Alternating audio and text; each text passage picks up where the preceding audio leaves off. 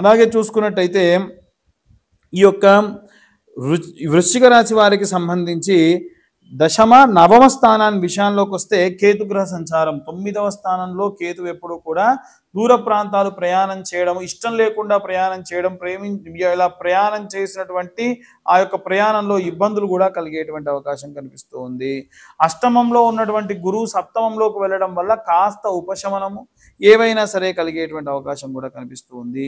ముఖ్యంగా చూసుకుంటే నవమంలో ఉన్నటువంటి గురువు అష్టమంలోకి వెళ్ళడం వల్ల అష్టమంలో మంచి పరివర్తన యోగం అనేటువంటిది గురుగ్రహం సంచారం చేయడం వల్ల మిథునంలోకి వచ్చేటువంటి అవకాశం ఉంది.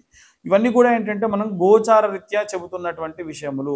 ఈ పంచమహాయోగములు 1, 4, 7, 10వ స్థానాల్లో కుజగ్రహం, బుధగ్రహం, గురుగ్రహం, శుక్రగ్రహం, శనిగ్రహం సంచారం చేస్తే అది మీ లగ్నం నుంచి కానివ్వండి, మీ రాశి నుండి కానివ్వండి.